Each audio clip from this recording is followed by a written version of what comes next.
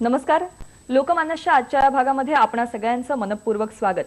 आजची स्त्री अतिशय सक्षम आहे, आर्थिकदृष्ट्या स्वावलंबी आहे. केवळ स्वतःच्या घराचंच नव्हे, कार्यक्षेत्राचंच नव्हे तर देशाचं नेतृत्व करायला सुद्धा समर्थ आहे असं चित्र आपल्या डोळ्यासमोर असतानाच स्त्री आणि पुरुषांचं प्रमाण बघायला जावं तर स्त्रियांचं प्रमाण घटताना दिसतंय. याचं नेमकं कारण काय? तर अर्थातच स्त्री भ्रूण हत्या. अत्यंत ज्वलंत असा हा विषय, आपल्याला भेडसावणारी ही समस्या, यामागचं नेमकं वास्तव काय आणि प्रतिबंधात्मक उपाय काय आहेत याचाच शोध घेण्याचा प्रयत्न आजच्या लोकमानसमध्ये आपण करणार आहोत. आणि म्हणूनच त्यासाठी आपण विषय निवडला आहे आजच्या लोकमानसचा, स्त्री भ्रूण हत्या आणि प्रतिबंधात्मक उपाय. या विषयावरती चर्चा करण्यासाठी आपल्याबरोबर तज्ज्ञ मंडळी इथे उपस्थित आहेत. सर्वप्रथम त्यांचा परिचय करून देते. आपल्याबरोबर आहेत महाराष्ट्र राज्याचे आरोग्य सेवा कुटुंब कल्याण पुणे येथील सहाय्यक संचालक डॉक्टर एस.जी. कुलकर्णी सर. नमस्कार. नमस्कार. त्याचबरोबर मुंबईच्या अतिशय प्रख्यात अशा जे हॉस्पिटलच्या स्त्रीरोग प्रसूतीशास्त्र विभागाच्या विभाग प्रमुख प्राध्यापिका डॉक्टर रेखा डावर. नमस्कार. ठाण्याचे जिल्हा शल्यचिकित्सक डॉक्टर आर.बी. कुलकर्णी सर. नमस्कार. आणि ज्यांनी या समस्येचा सखोल अभ्यास केला आहे आणि प्रतिबंधात्मक उपाय किंवा जनजागरण या संदर्भामधली ज्यांची कामगिरी खरोखरच उल्लेखनीय आहे असं महाराष्ट्रात अतिशय गाजत असलेलं नाव डॉक्टर सुधा कांकरिया. नमस्कार. नगर जिल्हा हे त्यांचं प्रामुख्याने कार्यक्षेत्र आहे, पण त्यांनी संपूर्ण महाराष्ट्राचा अभ्यास केलेला आहे. ही सर्वच मंडळी या विषयाचा अतिशय सखोल अभ्यास करत असलेली आणि त्याचबरोबर या विषयाशी संबंधित अनेक घटक जे आहेत त्यांचे प्रतिनिधी आपल्या प्रेक्षकांमध्ये उपस्थित आहेत. स्टुडिओतल्या सर्व प्रेक्षकांचं आणि महाराष्ट्रातल्या रसिक प्रेक्षकांचं कार्यक्रमात पुन्हा एकदा मनपूर्वक स्वागत. चर्चेला सुरुवात करत असताना नेमकं या प्रश्नाचा मागे दडलेलं वास्तव काय आहे? कारण आजची स्त्री प्रगती करताना आपल्याला दिसतीये, सगळीकडे स्त्रियांच्या शिक्षणाला प्राधान्य देतानाही आपल्याला दिसतंय. असं असतानाही स्त्री भ्रूण हत्या ही समस्या समाजात इतक्या ज्वलंत स्वरूपामध्ये का अस्तित्वात आहे याचा वेध घेण्याचा सुरुवातीला प्रयत्न करूया. आणि मी त्यासाठी कुलकर्णी सरांना विनंती करेन, सर तुमचं या बाबतीतलं निरीक्षण काय? नुकतीच परळीला झालेली जी घटना होती त्या घटनेने एक वेगळं वास्तव लोकांच्या समोर आलं. परळीमध्ये जी धक्कादायक प्रमाणामध्ये स्त्री भ्रूण हत्या होत असताना दिसली आणि प्रतिबंधात्मक उपाय किंवा कडक अंमलबजावणी नियमांची याची गरज त्यावेळेस खूप प्रामुख्याने भासली. तर याविषयी आपण काय सांगाल?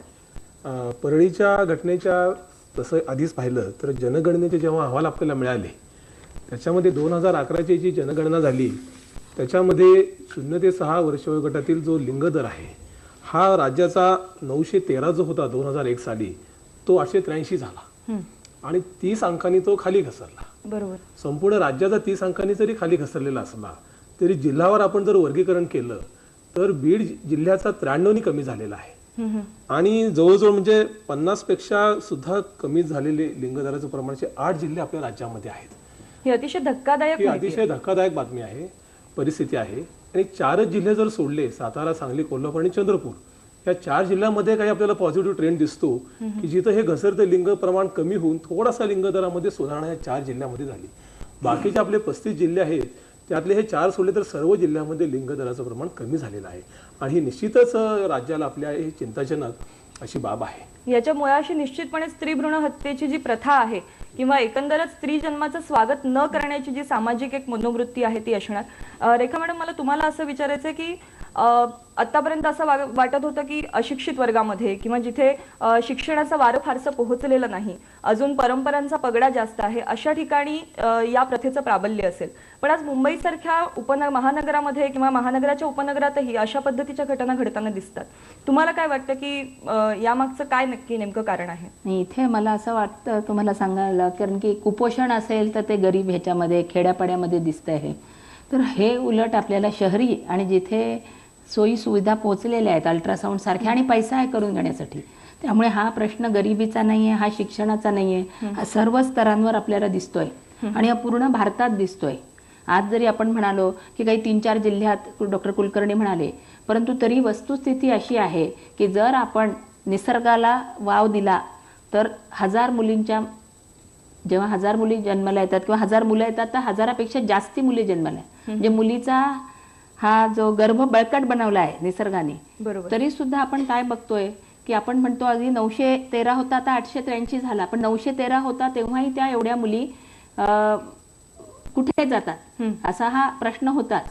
त्यामुळे आपल्याला जो हवाय तो बरोबरीने दर हवाय, अगदी 1000ला 1000, आणि ते होत नाहीये. ह्याचं कारण म्हणजे आपण स्त्री लिंग चिकित्सा म्हणजे हा करतो. प्रश्न केवळ एखाद्या विशिष्ट समाज घटकापुरता मर्यादित नाही, तर तो समाजातल्या सगळ्याच स्तरांमध्ये पसरलेला आपल्याला सगळ्या दिसतो. स्तरांमध्ये आणि भारतामध्ये सगळीकडे आहे. ह्याच्यासाठी हे जे स्त्रीचं सक्षमीकरण करणं हे सगळ्यात महत्वाचं आहे. तर कुठला कायदा बदलून किंवा नवीन कायदे आणून हा फक्त बदलणार नाहीये, कारण हा प्रत्येक प्रांतात आहे, प्रत्येक जिल्ह्यात आहे. म्हणजे फारच कमी आहेत, अगदी वाडा किंवा गडचिरोली अशा जागी जिथे काही पोहोचलेलीच नाहीये, तिथं माता मृत्यू होत आहेत, ते फार वाईट आहे. परंतु स्त्री भ्रूण हत्या होत नाही. हा त्यातला त्यात एक हे की तिथे दर तुम्ही पाहिले तर मुली जास्त जन्माला येतात. हा मुलगा हवाच हा जो हट्ट आहे, डॉक्टर कुलकर्णी साहेब, मला तुमच्याकडे वळावं असं वाटेल की आपल्याला काय दिसतं, आपण शासकीय यंत्रणेशी फार जवळून संबंधित आहात, तर ही कायद्याची अंमलबजावणी होत नाही हे याचं मुख्य कारण आहे का? कायद्याची अंमलबजावणी होत नाही हे म्हणणं ते संयुक्तिक नाही. कायद्याची अंमलबजावणी होते, परंतु त्याचबरोबर समाजाचं जे सहकार्य लागतंय.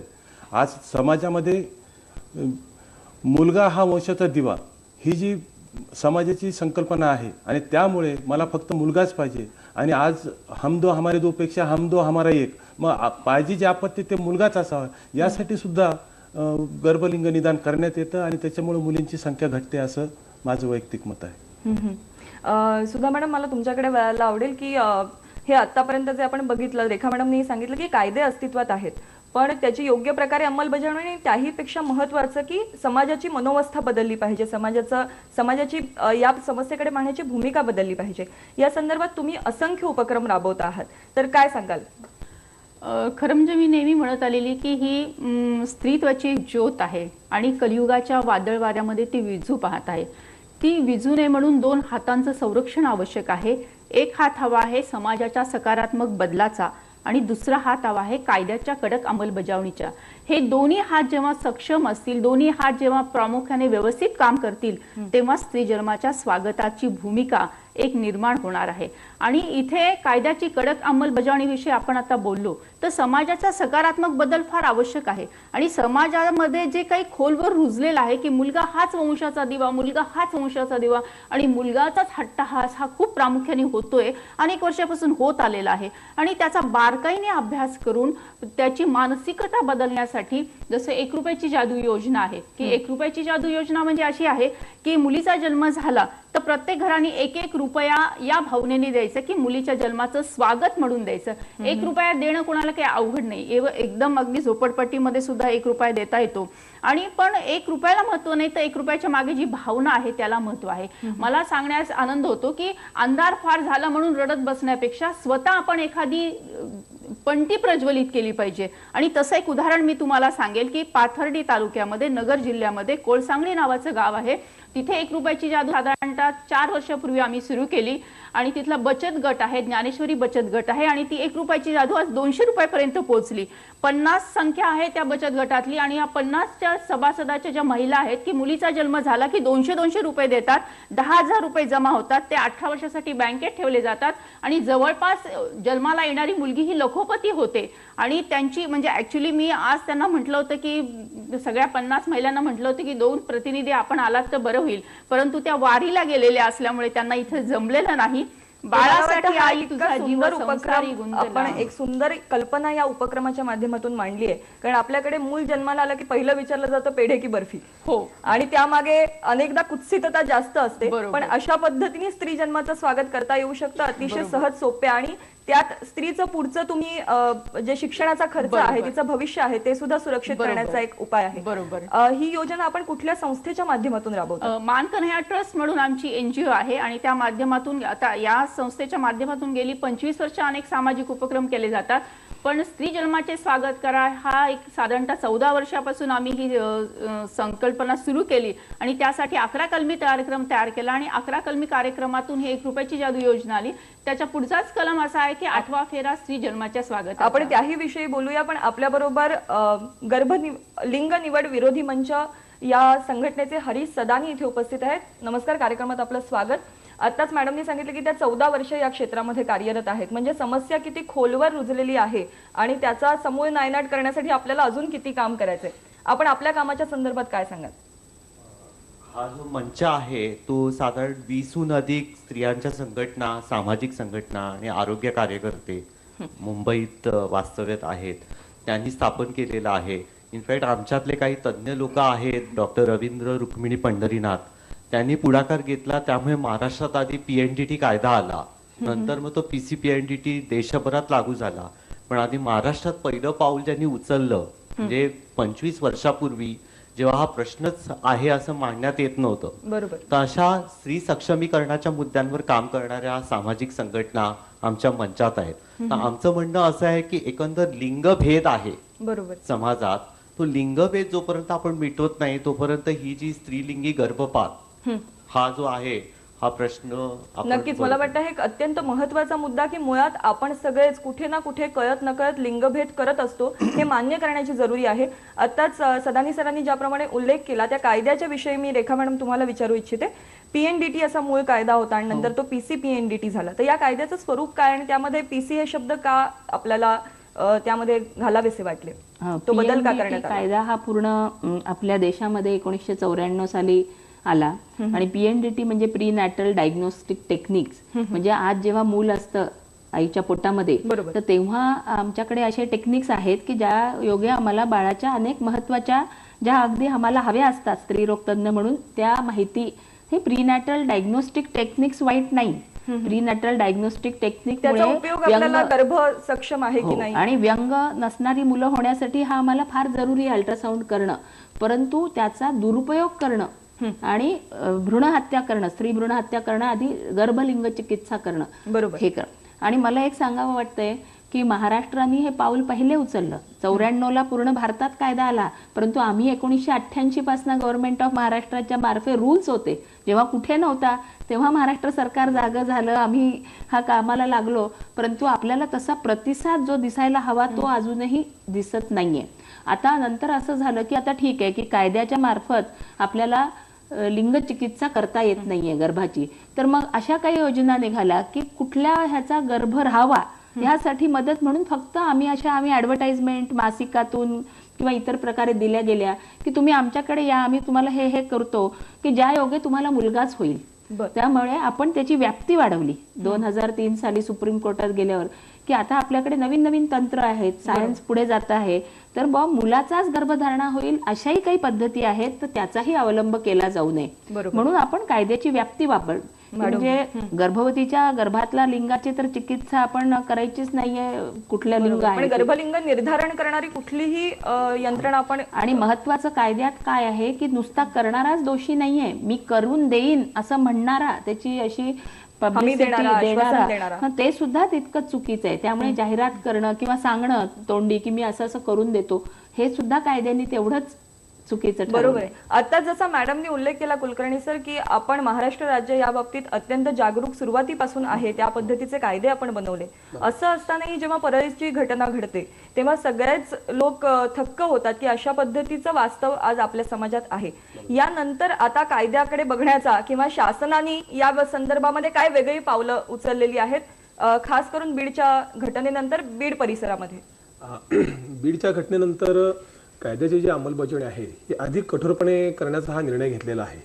त्यासाठी आम्ही संपूर्ण राज्यामध्ये आता जवळजवळ 10 ऑगस्टपर्यंत एक धडक मोहीम सुरू केलेली आहे आणि त्या धडक मोहिमेमध्ये सर्व सोनोग्राफी केंद्रांची तपासणी करून तिथे जर काही व्हायलन्स ऑफ ॲक्ट वगैरे असं सापडलं तर मशीन सील करण्याच्या आम्ही सगळ्यांना सूचना दिलेल्या आहेत आणि त्यानुसार आज अखेर जवळजवळ 230 सोनोग्राफी मशीन्स आपल्या राज्यामध्ये सील केलेली आहेत. त्यामुळे कायद्याची कठोर अंमलबजावणी हे एक महत्त्वाचं ह्याच्यामध्ये प्रिन्सिपल आहे. आणि त्याचबरोबर असा एक निर्णय घेतला की प्रत्येक जिल्ह्याला आम्ही आता जिल्हाधिकारी जे कलेक्टर आहेत त्यांच्या अध्यक्षतेखाली एक डिस्ट्रिक्ट टास्क फोर्स निर्माण करणार आहोत आणि ह्या डिस्ट्रिक्ट टास्क फोर्समध्ये जिल्हा परिषदेचे मुख्य कार्यकारी अधिकारी तसेच इतर जे अधिकारी शिक्षण अधिकारी आहेत, महिला बाल कल्याण अधिकारी आहेत, सिव्हिल सर्जन्स आहेत, हे सगळे त्या टास्क फोर्सचे मेंबर्स राहतील.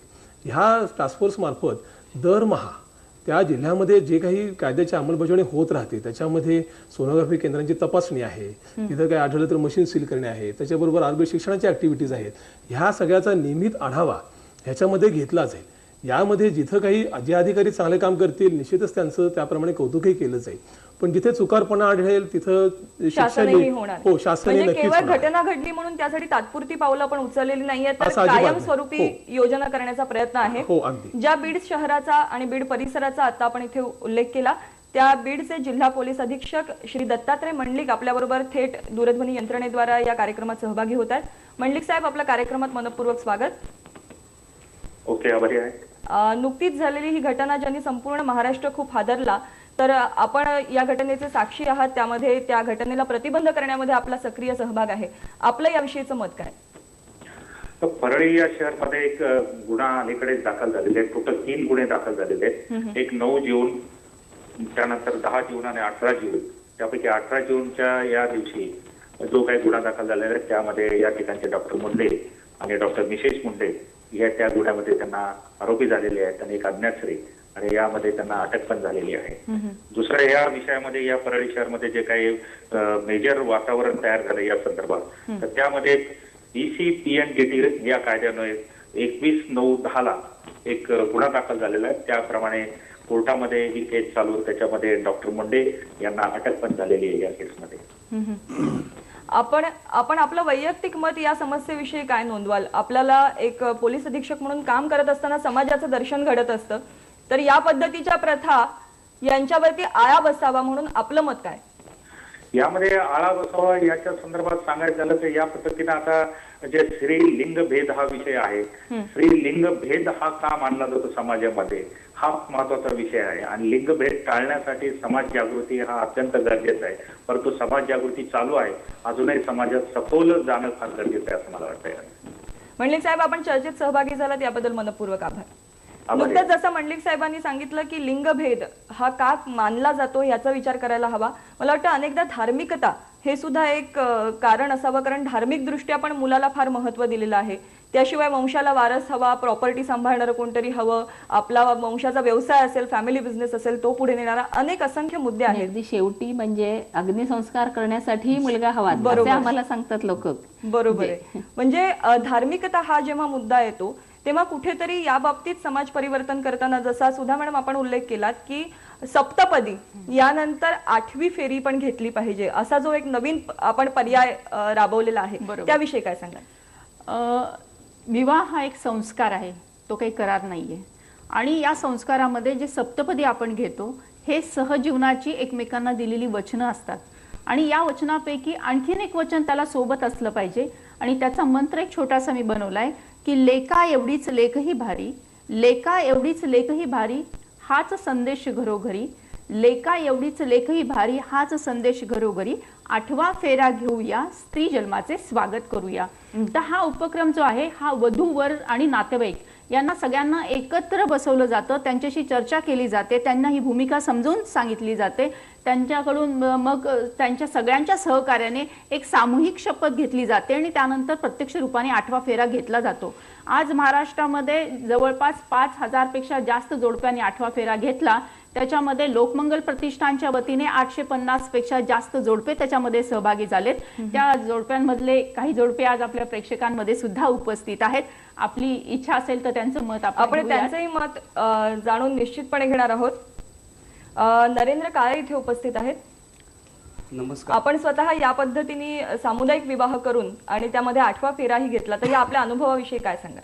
लोकमंगल प्रतिष्ठानतर्फे आजपर्यंत जवळपास 850 पेक्षा जास्त सामुदायिक विवाह सोहळे झाले। 5 वर्ष झालं हा कार्यक्रम चालतो लोकमंगल प्रतिष्ठानच्या मार्फत। सुधाताई दरवर्षी या कार्यक्रमाला येऊन जवळपास 1-2 तास समुपदेशन करतात, आणि त्या समुपदेशनामध्ये आरोग्याची काळजी कशी घ्यावी, स्त्री जन्माचं स्वागत करण्याची गरज काय आहे, आणि आत्ताची स्त्रियांची गरज का आहे, हे सर्वजण म्हणजे त्या मुलाला तुमच्या लग्नाला किती वर्ष झाली? मला 1 वर्ष झालं लग्नाला, आणि मला एक मुलगी झाली।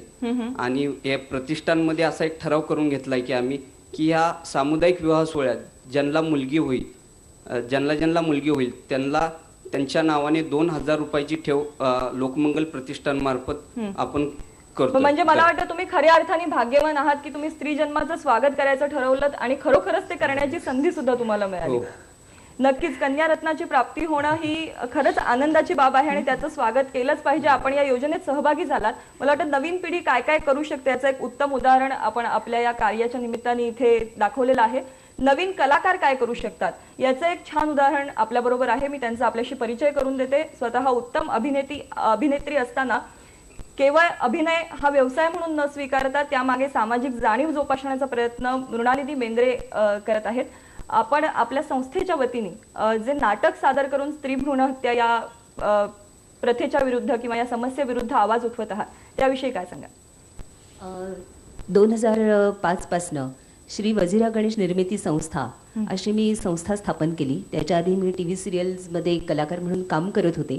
पण कुठेतरी स्त्रीच्या एकूण जे सामाजिक अस्तित्व आहे की आता ती बाहेरही काम करते शिवाय घरातही काम करते अशी जी काय तिची ससेहोलपट होती आहे, तर त्या ह्या सगळ्या संदर्भामध्ये कुठेतरी प्रश्न मांडावेत असं मला वाटायला लागलं. त्यातच स्त्री भ्रूण हत्या हा विषय खूपच प्रकर्षाने तेव्हा यायला लागलेला होता. तेव्हा या विषयावरती मी जी काही एवढी वर्ष या क्षेत्रामध्ये घालवली तर त्यातनं मी जे काही शिकले तर ते मला कसं समाजासाठी वापरता येईल असा मी विचार केला. आणि हा प्रश्न एखाद्या कथेतनं किंवा असं न मांडता हा कुठून सुरू झाला, म्हणजे ही मशीन्स भारतामध्ये कधी आली इथपासून स्टिंग ऑपरेशन्स आणि आता हे कुठे जाईल. म्हणजे जर स्त्रिया कमी झाल्या तर एका स्त्रीला 4-4, 5-5 पुरुषांचे विवाह करायला लागतील आणि मग त्याच्यातनं येणारे प्रॉपर्टीचे प्रश्न, DNA टेस्ट, म्हणजे आता तुमच्याकडे ब्लड टेस्टला वगैरे महत्त्व आहे तशा अजून वेगवेगळ्या टेस्टला महत्त्व येईल. आणि आता तुम्ही सोनोग्राफी मशीन्स बंद करतायत. आता आयव्ही म्हणजे या समस्येचे गंभीर परिणाम काय आहेत तेही तुम्ही या नाटकाद्वारे दाखवता. याचे कुठे आजपर्यंत आपण प्रयोग केलेले आहेत? आम्ही संपूर्ण महाराष्ट्रामध्ये प्रयोग करण्याचा प्रयत्न करतो आहोत. पण जास्त आम्ही प्रामुख्याने जे प्रयोग केलेले आहेत ते सातारा, सांगली आणि हिंगोली, बीड, सोलापूर अशा काही भागांमध्ये आता आम्ही प्रयोग करायला सुरुवात केलेली आहे. आणि तुम्हाला लोकांचा प्रतिसाद कशा पद्धतीने मिळतोय? लोकांचा प्रतिसाद म्हणजे असं आमच्या लक्षात आलेलं आहे की लोकांना तुम्ही सायंटिफिक ज्ञान जर चांगल्या मनोरंजक पद्धतीने दिलं तर त्याचा निश्चित फायदा होतो. आणि खूप लोकांनी आम्हाला ही अशी पत्र पाठवलेली आहे आणि त्याच्यात त्यांनी सांगितलेलं आहे की तुमच्या नाटकाने मनावरती परिणाम झाला आणि ह्याच्या पुढे मी करणार नाही आणि जर कोणी करत असेल तर पोलिसांमध्ये जाऊन कळवेन. तुमचं खूप अभिनंदन यासाठी. कलेच्या माध्यमातून हा प्रश्न आणि यावरची उत्तरं लोकांपर्यंत पोहोचवण्याचा अतिशय मनापासून प्रयत्न जसा सुधाताई करतायत, मृणालिनीताई करतायत, अनेक संस्था करतायत, पण तरीही या समस्येच्या संदर्भात भरपूर काम करण्याची अपेक्षा आहे. आणि म्हणूनच या समस्येचे अनेक जे कांगोरे आहेत ते आमच्यापर्यंत अनेकांनी पोहोचवले. आमच्याकडे हे जे पत्र आलेलं आहे त्याचा इथे आवर्जून उल्लेख करावासा वाटतो. सौ साधना झाडबुके या संवेदना या संस्थेच्या संचालिका आणि प्राध्यापिका असणाऱ्या साधना झाडबुके यांनी आमच्याकडे पत्राद्वारे त्यांचं मत कळवलेलं आहे. आणि त्यांनी आवर्जून कोल्हापूरचा उल्लेख केलेला आहे. त्या असं म्हणतात की कोल्हापूरच्या जिल्हाधिकाऱ्यांनी सायलेंट ऑब्झर्व्हरची संकल्पना प्रत्यक्ष कृतीत आणून एक आदर्श निर्माण केलेला आहे. तो निश्चितच कौतुकास पात्र आहे. हा सायलेंट ऑब्झर्व्हरचा प्रयोग नेमका काय आहे आणि अशा पद्धतीने आपल्याला यंत्रणेमध्ये काय पद्धतीचे बदल करता येतील? मॅडम, तुम्ही काय सांगाल याविषयी? सायलेंट ऑब्झर्व्हर म्हणजे हे एक मशीनला अटॅचमेंट दिलंय ज्या योगे ज्या मशीनवर इमेजेस येतात त्या आपण पूर्ण स्टोअर करू शकतो आणि त्या आता कोल्हापूरला त्या कलेक्टरांच्याकडे पोहोचला जातात. ह्याच्याने काय एक अंकुश निर्माण होणार आहे. पण स्त्री भ्रूण हत्या थांबवेल असं नाही. कारण सोनोग्राफी करताना मी माझ्या प्रत्येक पेशंटला सांगते 4थ्या महिन्यात सोनोग्राफी करा आणि बाळात काही व्यंग आहे का नाही बघा. तर बाळाचं व्यंग हे डोक्यापासून पायापर्यंत बघितलं पाहिजे. त्याच्यामध्येच म्हणजे आपली जी लिंगाची जागा असते ती पण येणार. त्यामुळे हे बघणं आवश्यक आहे. त्यामुळे माझ्याकडे जरी फिल्म, मी तज्ज्ञ आहे म्हणून मुंबईत माझ्याकडे त्या फिल्म पाठवल्या जातील तर ती फिल्म बघून हे सांगता येत नाही की ह्यांनी गर्भलिंग चिकित्सा केली किंवा नाही. परंतु माणसाला धाक हा नेहमी असतो की आज मी जे काय करतोय हे रेकॉर्डेड आहे आणि हे कुणीही कुठलेही तज्ज्ञ उद्या बघतील. आणि यापैकीच काही पेशंटनी पुन्हा सेकंड ट्रायमेस्टर, आता सोनोग्राफीने केव्हा कळतं आपल्याला मुलगा की मुलगी 14व्या आठवड्यात. म्हणजे हा गर्भपात करायचा आहे तो 3 महिन्यानंतर. तो हातपाय असलेलं बाळ असतं. आम्हाला गर्भपात झाल्यावर दिसतं हा मुलगा की मुलगी. तर हे आम्हाला लक्षात येईल की वारंवार आता आपल्याकडे काही गर्भपात होत आहेत. प्रत्येकाचं आम्ही लिहून ठेवलंय स्त्री किंवा पुरुष. तर मग मागे आपल्याला बॅक ट्रॅक करता येईल की हे ह्या इथे सोनोग्राफीला गेले होते आणि वारंवार ह्याच सोनोग्राफी केंद्रावरून केलेल्या नंतर गर्भपातामध्ये मुलीच पडताना दिसत आहेत. बरोबर. त्यामुळे हा धाक राहील पण 100% उपाय नाही.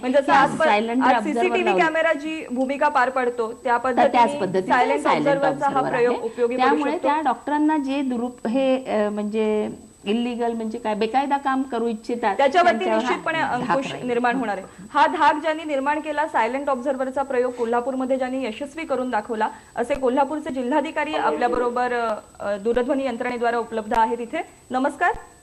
नमस्कार. लक्ष्मीकांत देशमुख साहेब, आपलं मनपूर्वक स्वागत कार्यक्रमामध्ये. कोल्हापूरमध्ये आपण जो प्रयोग यशस्वी केला त्याबद्दल खूप अभिनंदन. कशा पद्धतीने हा प्रयोग यशस्वी होतोय आणि तुम्हाला काय बदल घडताना दिसतोय? कोल्हापुरातल्या डॉक्टरांची अनुकूल प्रतिक्रिया या संदर्भात तुम्हाला मिळाली का? हा आमचा जो प्रयोग कोल्हापूरचा आहे हा तो दुहेरी प्रयोग आहे आणि 2001 सालचं जे जनगणनाचे आकडे आले होते तेव्हा महाराष्ट्रात सर्वात कमी मुलींची संख्या असलेला हा जिल्हा होता. दर 1000 मुलामागे 839 मुली होत्या. म्हणून आम्हाला त्या ठिकाणी काही करणं आवश्यक होतं आणि त्यासाठी आम्ही ICT आधारित एक प्रकल्प सुरू केला, सेव्ह द बेबी गर्ल नावाचा. त्यामध्ये सर्व सोनोग्राफी सेंटर्स जेथे हे लिंग निदान परीक्षा होऊन गर्भधारक ते सर्व ऑनलाईन केले आणि प्रत्येक सोनोग्राफी टेस्टचे जे डिटेल्स असतात या फॉर्म मधले ते ऑनलाईन व्हायची सक्ती केली. थोडासा आधी विरोध झाला पण लोकांनी त्याचं स्वागत केलं, परंतु त्यामध्ये देखील काही लिमिटेशन असल्यामुळे आम्ही असं ठरवलं की ज्या सोनोग्राफी टेस्ट होतात ती प्रत्येक टेस्ट रेकॉर्ड करायची त्या प्रोसेस निर्माण केली आणि तिचा आपला ऍक्सेस दिला तर एक चांगला होईल. आम्ही एक सायलेंट ऑब्झर्व्हर नावाचं मशीन तयार केलं आणि प्रत्येक केंद्राला बसवलं.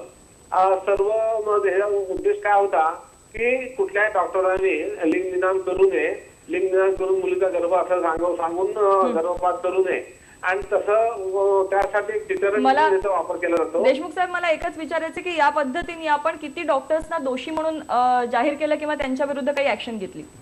आम्ही सुरुवातीला जवळपास 20 केंद्र धाडी घातल्या होत्या आणि ह्या मागील 3 महिन्यामध्ये 5 डॉक्टर केसेस केलेले आहेत. बर, म्हणजे या सायलेंट ऑब्झर्व्हरचा आपल्याला फायदा होताना निश्चितपणे दिसतोय.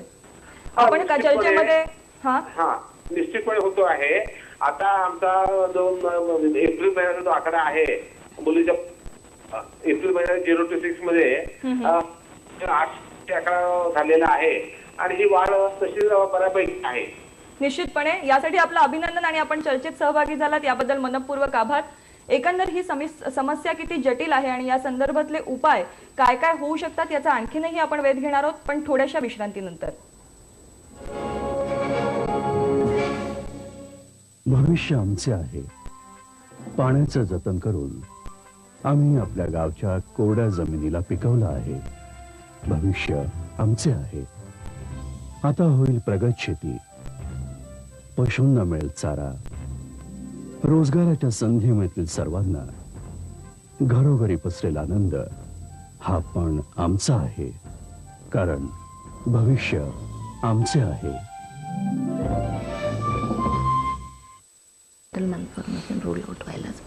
चर्चेमध्ये पुन्हा एकदा आपल्या सगळ्यांचं मनपूर्वक स्वागत. आज लोकमानस या कार्यक्रमामध्ये स्त्री भ्रूण हत्या या विषयाचे विविध कांगोरे बघत असताना नुकतंच आपण पाहिलं की सायलेंट ऑब्झर्व्हरचा प्रयोग हा खूप प्रमाणामध्ये यशस्वी झालेला आपल्याला दिसतो. यानंतर मी कुलकर्णी सरांना असा प्रश्न विचारू इच्छिते की आपण यानंतर काय उपाययोजना करण्याचं ठरवलेलं आहे आणि पुढील भविष्यातल्या आपल्या योजना काय आहेत? यानंतर ज्या उपाययोजना आहेत शासनाकडनं की ते पहिलं म्हणजे कायद्याची कठोर अंमलबजावणी आणि दुसरी गोष्ट स्त्री पुरुष आपण हे जे म्हणतो मुलगा मुलगी भेद नको, त्यासाठी आरोग्य शिक्षण देणे. या 2 महत्त्वाच्या बाबी आम्ही समोर ठेवलेल्या आहेत. आता कायद्याची कठोर अंमलबजावणी ही कशा कशा पद्धतीने करता येईल तर ज्या आपल्याकडे अप्रोप्रिएट अथॉरिटीज प्रत्येक जिल्ह्यामध्ये नेमलेल्या आहेत. संपूर्ण राज्यामध्ये जवळजवळ 2008 अप्रोप्रिएट अथॉरिटीज आज काम करतात. त्याच्यामध्ये जिल्ह्याचे जिल्हाधिकारी आहेत, ॲडिशनल कलेक्टर्स आहेत, सिव्हिल सर्जन्स आहेत, मेडिकल सुपरिटेंडंट्स आहेत, तहसीलदार आहेत. या सगळ्यांचं आम्ही ट्रेनिंग आता आयोजित केलेलं आहे. काय होतं की बऱ्याच वेळा बदल्या होऊन जातात आणि मग पूर्वीचे ट्रेनिंग घेतलेले अधिकारी निघून जातात, पुन्हा दुसरे येतात. म्हणून नवीन अधिकारी या सगळ्यांना प्रशिक्षणाचा आम्ही आता एक मोठा ड्राईव्ह घेतलेला आहे. त्या सगळ्यांना प्रशिक्षण देणार आहोत आणि मगाशी मी बोलल्याप्रमाणे जो आम्ही डिस्ट्रिक्ट टास्क फोर्स आता स्थापन करत आहोत त्याच्याद्वारे दरमहा ह्या सोनोग्राफी केंद्रांच्या तपासणीचा आढावा घेतला जाणार आहे आणि त्याच्यामध्ये कुठेही कमतरता राहणार नाही अशी आणि अतिशय स्ट्रिक्ट असा रिव्ह्यू याचा सचिव पातळीपर्यंत आता हा घेतला जात आहे. स्वतः आमचे राज्याचे आपले अतिरिक्त मुख्य सचिव सुद्धा याचा नेटाने स्वतः आढावा घेत आहेत. दर सोमवारची आमची आता सर्व सिव्हिल सर्जन बरोबर व्हिडिओ कॉन्फरन्सही होत आहे. आता त्या व्हिडिओ कॉन्फरन्समध्ये आम्ही दर आठवड्याचा अहवाल आता सगळ्या सिव्हिल सर्जनला आम्ही विचारू लागलो आहोत आणि ही जी प्रक्रिया आहे ही आता कुठे थांबणार नाहीये. ही अशी आम्ही कंटिन्युअस आता ही पुढे चालू ठेवली म्हणजे या प्रश्नाचं गांभीर्य आपण सगळ्यांनीच मान्य केलंय आणि त्या संदर्भातली कायमस्वरूपी उपाययोजना सुरू केली आहे. हे जे एक चित्र बदलताना आपल्याला दिसतंय, या बदलत्या चित्राचे एक प्रतिनिधी आपल्या बरोबर आहेत. नगर जिल्ह्याचे जिल्हा शल्य चिकित्सक आपल्यासोबत आहेत, डॉक्टर देविदास आठवले. नमस्कार, कार्यक्रमात आपलं स्वागत. आणि आता सरांनी जसा उल्लेख केला की चित्र बदलत आहे आणि आपण विविध उपाययोजना या संदर्भात राबवतोय. नगर जिल्ह्याच्या संदर्भात आपण काय सांगाल? याच्यामध्ये मॅडम आमचा जिल्हा हा बीड जिल्ह्याला लागूनच आहे आणि त्याच्यामध्ये सुधा कांकरे मॅडम नगरच्याच असल्यामुळे त्याही याचं फार चांगल्या प्रकारे काम करत आहेत.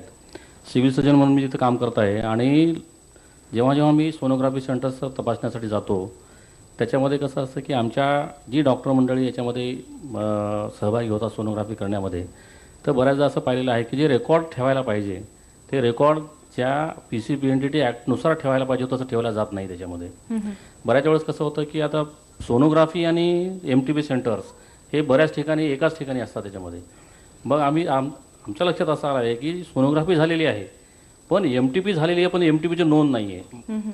तर ह्या गोष्टीसुद्धा बऱ्याच त्रुटी त्याच्यात आढळून राहिल्या आहेत. या संदर्भात मला विचारायला आवडेल की MTP ॲक्ट विषयी थोडा अधिक प्रकाश टाकाल तुम्ही? याच्यामध्ये मॅडम कसं आहे की आतापर्यंत जे काही MTP होत होते आपल्याकडे, म्हणजे इलिगल टर्मिनेशन प्रेग्नन्सी व्हायच्या, त्याच्यामध्ये कसं होतं की काही क्वॅक्स किंवा अनक्वालिफाईड लोक किंवा अनट्रेंड लोक आहेत हे करायचे आणि त्याच्यामध्ये कसं व्हायचं की मग त्या जी काही स्त्री जी गर्भवती आहे आरोग्याची त्यामध्ये फार हेळसांड व्हायची. म्हणून शासनाने MTP ॲक्ट तयार केला आणि MTP ॲक्टमध्ये कसं की आपल्याला 20 वीक आणि 12 आठवडे आणि 20 आठवड्यापर्यंत आपल्याला MTP करता येतं. आणि हे MTP करण्यासाठी जे नियम त्याच्यावर केलेले की सोयी सुविधा त्या हॉस्पिटलमध्ये आहेत किंवा नाही त्यानुसार मग ते 12 आठवडे किंवा 20 आठवड्यापर्यंत आपण MTP करू शकतो. आणि MTP किंवा गर्भपात हा जर क्वालिफाईड माणसाने केला तर त्या स्त्रीच्या जीवाला धोका होणार नाही आणि त्याच्यातनं मग स्त्री सही सलामत बाहेर पडेल याच्यासाठी हा ॲक्ट केलेला आहे. पण या ॲक्टमध्ये कसं होतं की क्वालिफाईड माणसांनी आणि जिथं सोयीसुविधा उपलब्ध आहेत अशा सेंटरला जर झालं तर हे शक्य होईल त्याच्यामध्ये.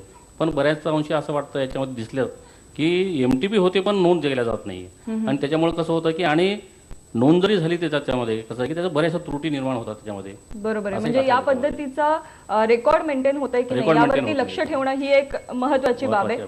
आपण स्त्रियांच्या या प्रश्नाविषयी बोलतो. आपल्याकडे एक स्त्री कलाकार इथे उपस्थित आहेत. तुम्ही स्वतः नाटकातून ही समस्या मांडत असता. एक स्त्री म्हणून तुम्हाला या समस्येविषयी काय वाटतं आणि आपला परिचयही द्यावा. मी वैशाली जाधव, मी या नाटकामध्ये आर्टिस्ट म्हणून काम करते. तर एक स्त्री म्हणून मला वाटतं की ही समस्या खूपच गहन होत चालली आहे, तर ती कुठेतरी थांबली पाहिजे आणि ती थांबवण्याचा आम्ही प्रयत्न करतो आमच्या नाटकाद्वारे. तर ही समस्या थांबायला तुमच्या आयुष्यात म्हणजे एक कलाकार म्हणून आपल्याला व्यक्तिरेखांमध्ये शिरून विचार करण्याची मुभा असते किंवा तशी सवय असते. तर तुमच्यावरती जर खऱ्या आयुष्यात असा दबाव आला असता तर तुम्ही काय पावलं उचलली असती? मी नक्कीच याचा विरोध केला असता. म्हणजे स्वतःवरती अन्याय होऊ दिला नसता आणि कायद्याची मदत घेतली असती आणि कायद्याच्या दृष्टिकोनातनं हा प्रकार मी थांबवण्याचा प्रयत्न केला.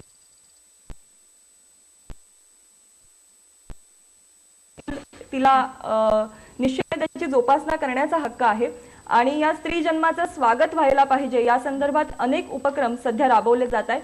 असाच एक उपक्रम यशवंतराव चव्हाण प्रतिष्ठानने नुकताच राबवला. या उपक्रमाची घोषणा नुकतीच खासदार सुप्रिया सुळे यांनी केली.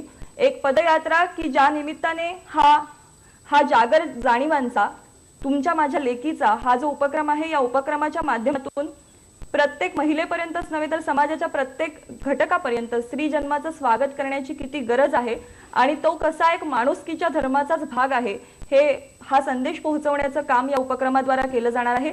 या संदर्भातला खासदार सुप्रिया सुळे यांचं मनोगत आपण ऐकूया. मुलगी का नको? साधारण लग्नाचा तिचा खर्च असतो, शिक्षणाचा खर्च असतो, म्हणून लोकांना मुलगी नको असते. आणि आज आपण याच्या विरोधात किती काम केलं तरी अजूनही 18 वर्षाच्या खालच्या मुलींशी लग्न सर्रास होतात असा आपल्या सगळ्यांचा अनुभव आहे. मीडियामधूनही अनेक वेळा वाचायला मिळत असतं. त्यामुळे हा सगळ्यात मोठा प्रश्न हा कसा हाताळायचा, तर पुढच्या 5 वर्षात एक अवेअरनेस कॅम्पेन एक घेणार होता. मी आपल्या सगळ्यांना त्या प्रेस नोटमध्ये दिलेलं आहे की 25 ऑगस्टला साधारण 60-70 किलोमीटरची एक पदयात्रा आम्ही करणार आहोत. संपूर्ण महाराष्ट्रातून 500 मुली ते 4 दिवस चालतील आणि त्याच्यात ओपन टू ऑल, म्हणजे ज्याला कोणाला इच्छा असेल या फील्डमध्ये काय हवं असेल तर साधारण NGOजला आम्ही पत्र दिली आहे, ज्याच्यात काम करतात ते सगळे याच्यात सहभागी होणार आहेत. किंवा कोणी मोठे सेलिब्रिटीज असतील किंवा आयकॉन्स असतील कुठल्या फील्डमध्ये, त्यांना इच्छुक असतील तर ते चालू शकतात. It is just like a movement. नायगावला माननीय R.R. पाटील आणि त्यांची मुलगी आणि भुजबळ साहेब असे उद्घाटनाला असतील आणि पहिल्या दिवशी 25 ऑगस्टला माननीय R.R. पाटील आणि त्यांची मुलगी या पदयात्रेची सुरुवात करतील. तर दोघं त्या दिवशी 1 ते 3 किलोमीटर त्या दिवशी या पदयात्रेत चालतील आणि सुरुवात करतील. दर टप्प्याटप्प्याला ह्या फील्डमध्ये जे काम करणारे लोक आहेत ते त्या ठिकाणी येऊन भाषणं करतील, प्रबोधन करतील. त्या गावात पथनाट्य होतील, बॅनर्स होतील, असे वेगवेगळे व्यापक कार्यक्रम त्या 4 दिवसात होणार आहेत. मला वाटतं महाराष्ट्रात जेव्हा कोणी बेटी बचाव अशी चर्चा करत नव्हतं किंवा फॅमिली प्लॅनिंगची चर्चा करत नव्हतं, त्यांनी एक मुलगी झाल्यावर फॅमिली प्लॅनिंगचा निर्णय घेतला.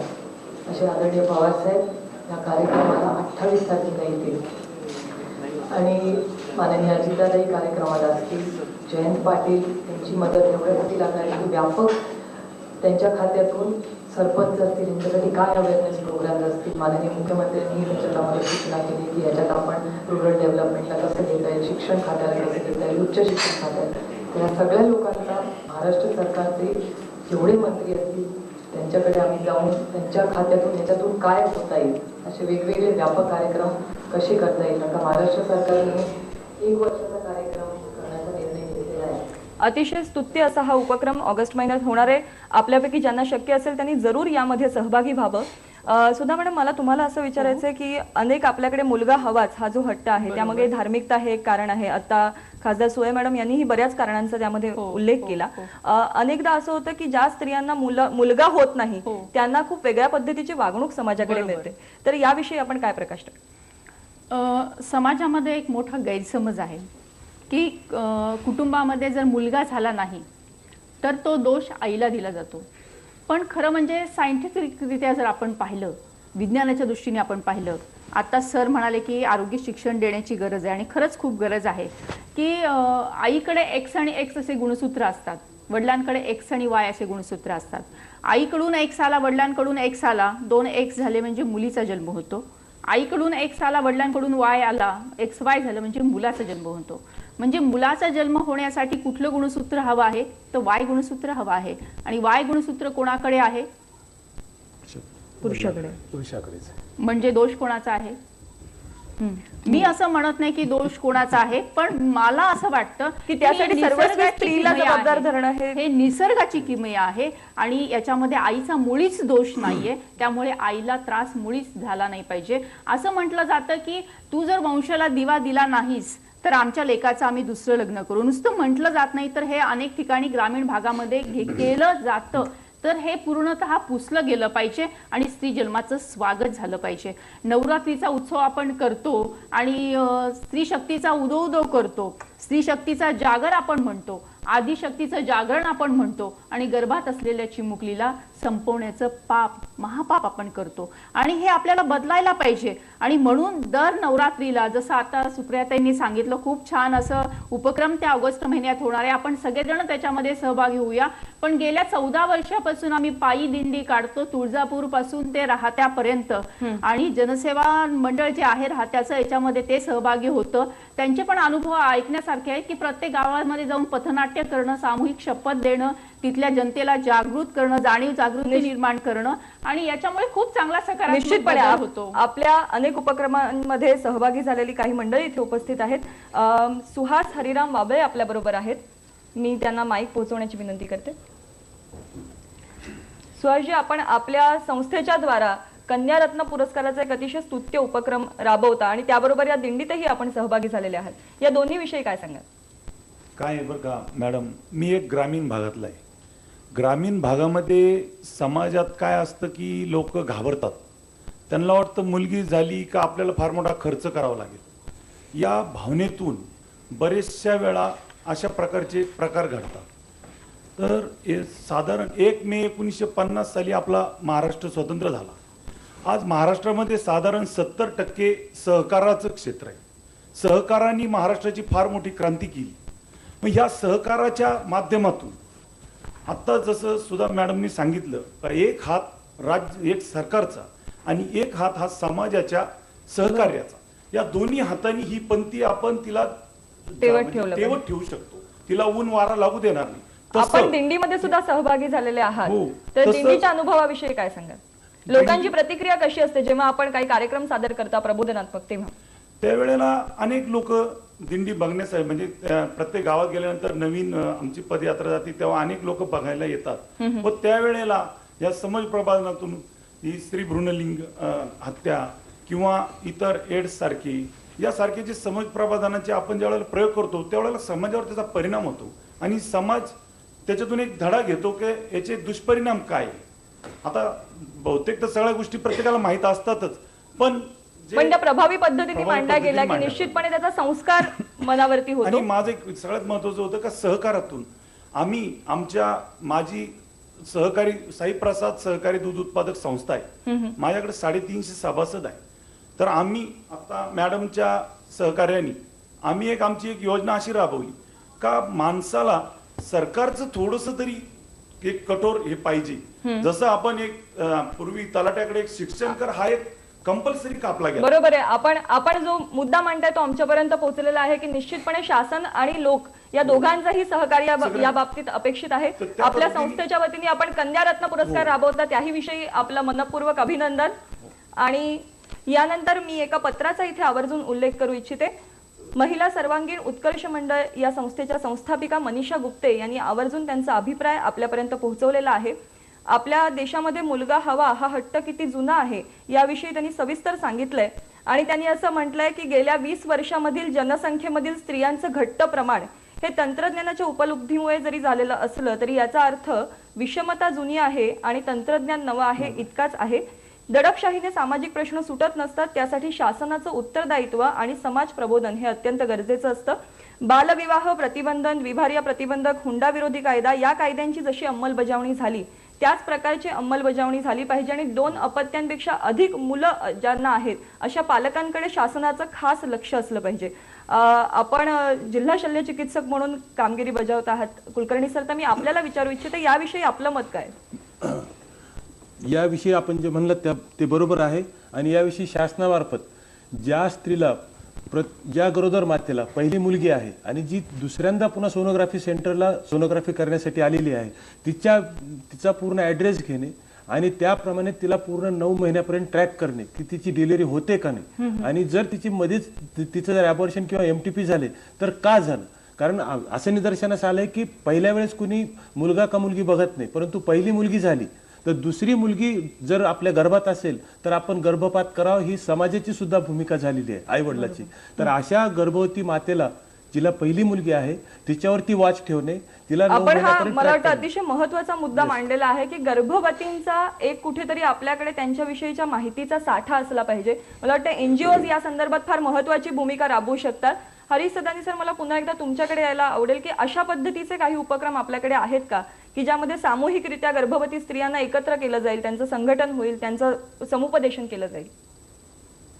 आपल्याकडे जेव्हा आपण मगाशी लिंगभेद हा मुद्दा मांडला किंवा एकंदर स्त्रीनी गर्भार असावं केव्हा असावं कोण ठरवतं त्यासंबंधी बरेचसे निर्णय पुरुष प्रधान व्यवस्थेमध्ये पुरुषच घेताना दिसतात.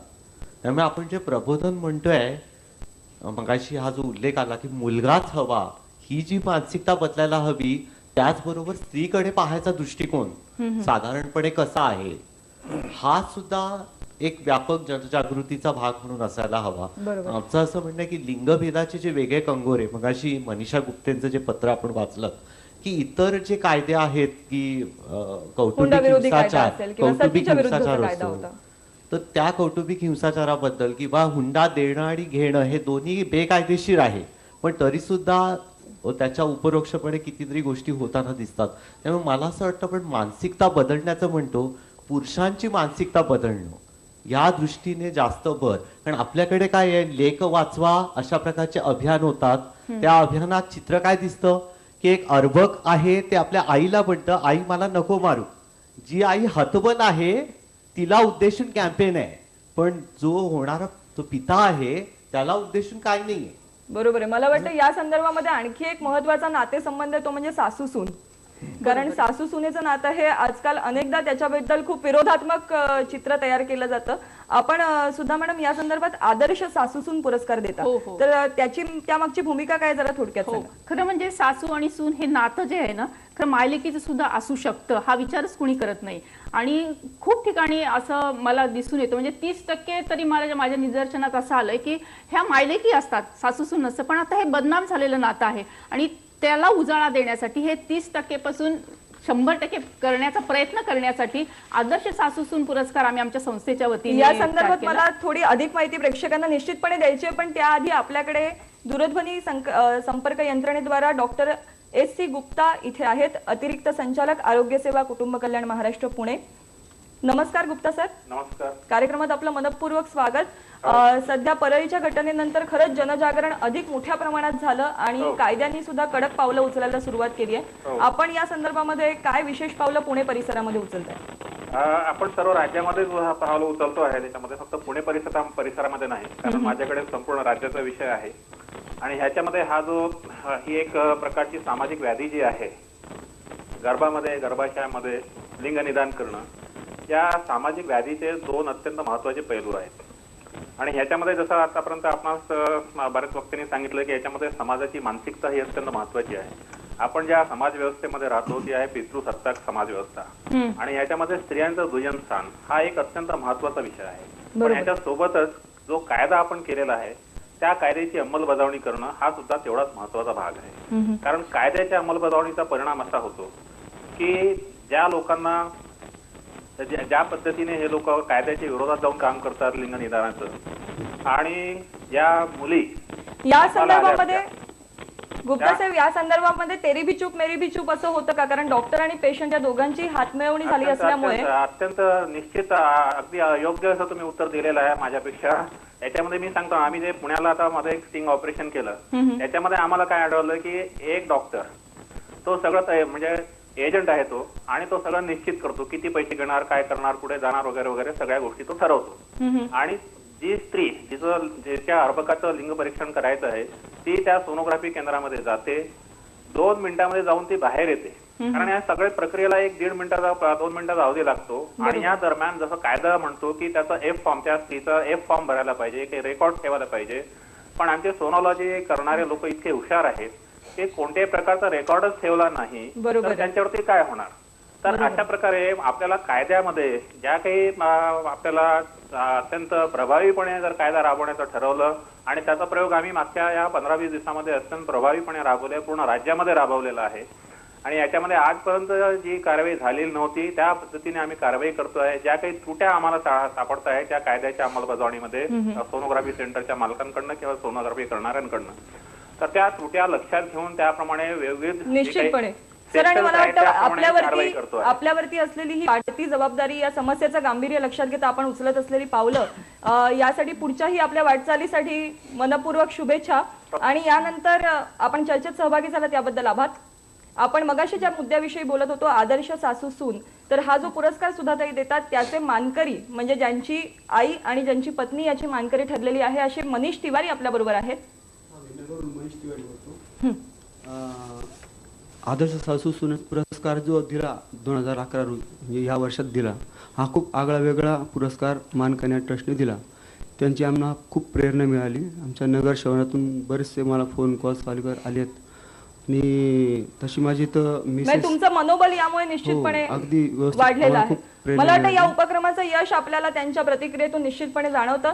रेखा मॅडम, मला परत तुमच्याकडे यायला आवडेल की अनेक या चर्चेमध्ये पुन्हा पुन्हा डॉक्टर्स किती दोषी आहेत याचा उल्लेख वारंवार झाला. आपण स्वतः डॉक्टर्सना प्रशिक्षण देत असता, तर या संदर्भामध्ये त्यांचं प्रबोधन काय पद्धतीने होऊ शकेल? हे काय आहे, डिमांड आणि सप्लाय आहे. समाज डिमांड करतो आहे, डॉक्टर्स किंवा रेडिओलॉजिस्ट असो, गायनेकोलॉजिस्ट असो, किंवा आपण दुसरे सायंटिस्ट त्याला मदत करतायत. तर मला असं वाटतं प्रबोधन दोघींचं व्हायला पाहिजे, दोन्ही गोष्टी. परंतु समाज बदलायला युग लागू शकतात. समाजात सगळ्या तळागाळाच्या शिक्षणाच्या सोशो इकॉनॉमिक आहेत, तर ते काम समाज प्रबोधनाचं चालू ठेवलंच पाहिजे.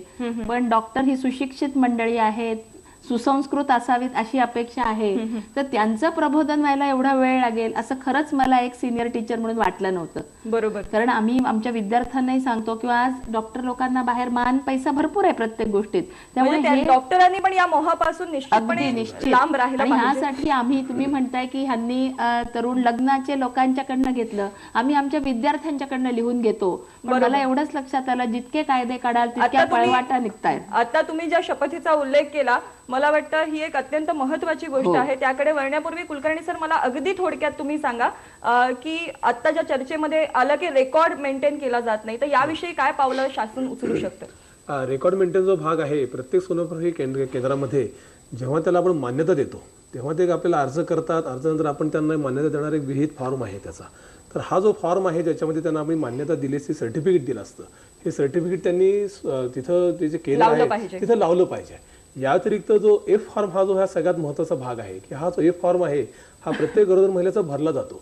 जवळजवळ 19 ते 20 मुद्दे त्याच्यामध्ये भरला गेलाच पाहिजे असा आग्रह आपल्याला यापुढे धरावा लागणार आणि धरावाच लागेल, कारण एफ फॉर्म भरणे हे अत्यंत बंधनकारक आहे. कारण त्याशिवाय आपल्याला या मुलांना मागोवा घेता येणं शक्य नाही. एफ फॉर्म मध्ये कशासाठी सोनोग्राफी केलेली आहे हा मुद्दा आपण निश्चितपणे नमूद केलं पाहिजे. मला वाटतं आजच्या या चर्चेने अनेक नवीन मुद्दे आपल्यापर्यंत पोहोचलेले आहेत आणि आपल्या सगळ्यांच्याच मनामध्ये ही एक समस्या खरं तर आपण मनात आणलं तर पटकन सोडवू शकतो अशा पद्धतीची ही समस्या आहे. यासाठी गरज आहे तो डॉक्टर असू दे, पेशंट असू दे, भावी माता असू दे, प्रत्येकाने संकल्प करण्याची गरज आहे. हा संकल्प काय असावा? आजच्या या चर्चेचा शेवट करत असताना हा संकल्प जो सुधा कांकरिया मॅडम यांच्या शब्दांमध्ये बांधला गेलेला आहे तो आपल्यापर्यंत पोहोचवण्याचा प्रयत्न करते. भारत माझा देश आहे, सारे भारतीय माझे बांधव आहेत. माझ्या या देशात स्त्री पुरुष समानता नांदावी यासाठी मी सदैव प्रयत्न करेन. स्त्री ही महान शक्ती आहे, ती अनंत काळची माता आहे. मुलगा वंशाचा दिवा असेल तर मुलगी वंशाची पंटी आहे. तिचा आदर सन्मान मनापासून करणं हे माझं कर्तव्य आहे. स्त्री भ्रूण हत्या मी करणार नाही, करू देणार नाही. मी स्त्री जन्माचं स्वागत करेन, त्याविषयी जनजागृती करेन. मला वाटतं अशाच पद्धतीच्या जनजागरणाचा आजचा हा आपला प्रयत्न होता. लोकमानसचा आजचा हा भाग खरोखरच स्त्री शक्तीला समर्पित आहे आणि या स्त्री शक्तीचं स्वागत आपण सगळे मिळून करूया. पुढच्या भागामध्ये अशाच एखाद्या ज्वलंत विषयाचा मागोवा घेण्यासाठी भिडूया. तोपर्यंत नमस्कार.